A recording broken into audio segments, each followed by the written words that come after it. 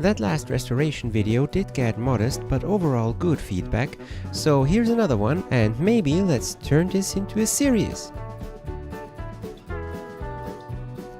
On my project table this time, a hand drill, passed down to me from my other grandfather. It got somewhat neglected and gained some rust in the steel parts, but since the casing is almost entirely aluminium, the damage is limited.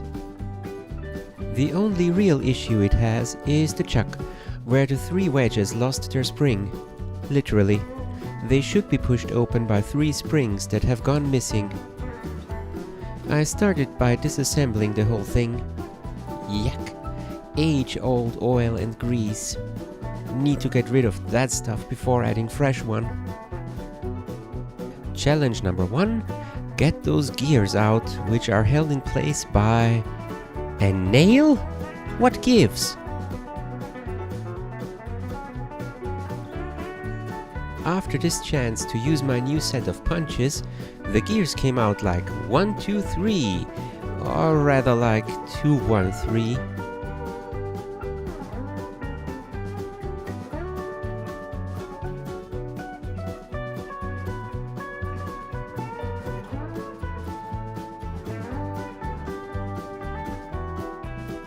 Challenge number 2. Degrease and clean. Got myself some fancy cans of cleaner to do that. The first one took good care of the oil, but left most of the grease.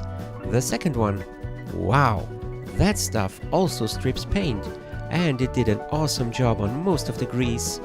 Only the really old stuff in the teeth of the gears needed manual persuasion.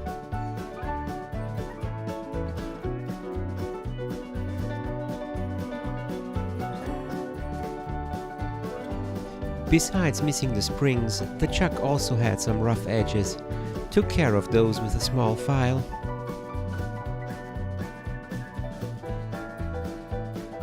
I did some of the finer work with my Dremel tool and a wire wheel.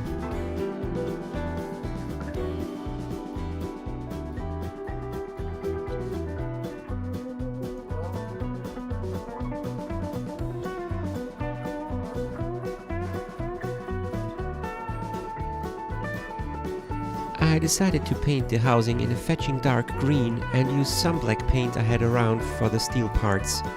The aluminum needed primer, and I painted the insides a red rust proving to somewhat match steam engines.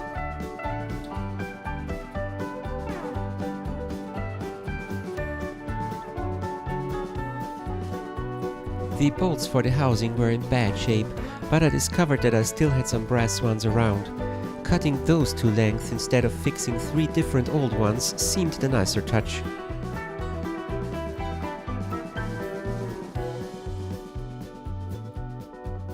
I also snapped off some steel rod pieces so that I didn't have to nail the gears back on.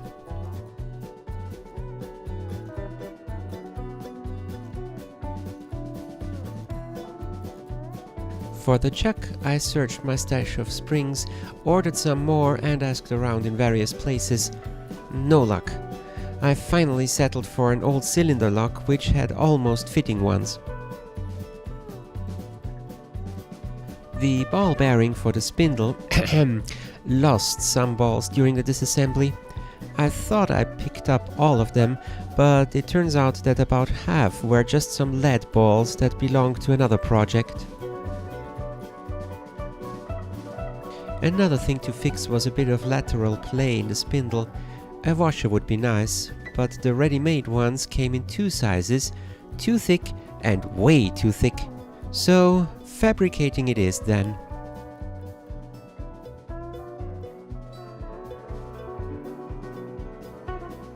The assembly was off to a bad start. The pipe that holds the back end would tie up before all the way in. I'll have to live with that unless I want to risk scratching more of the surface.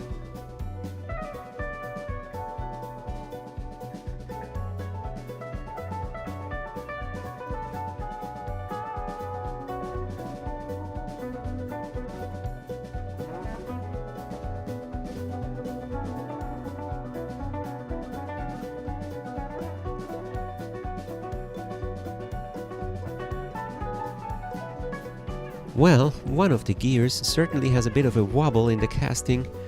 Seems the mold was off-center ever so slightly.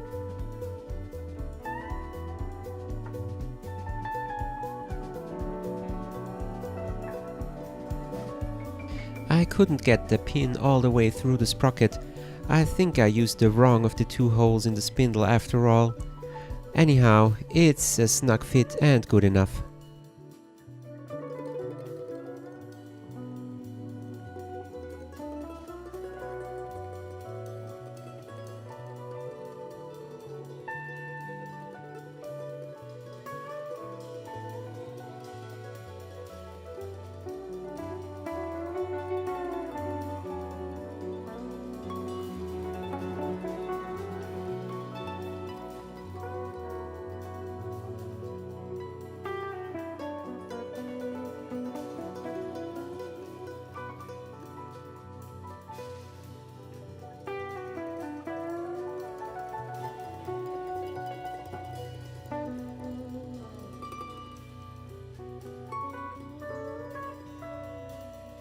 Finished! After about 3 weeks of intensive work, lots of cursing and dirt.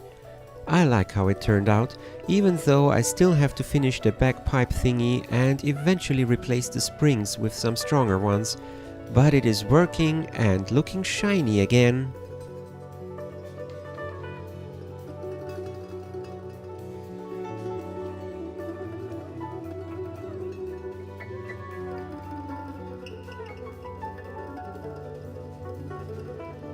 Thanks for watching, please like and subscribe. I have no idea why I just said that. Seems to be in.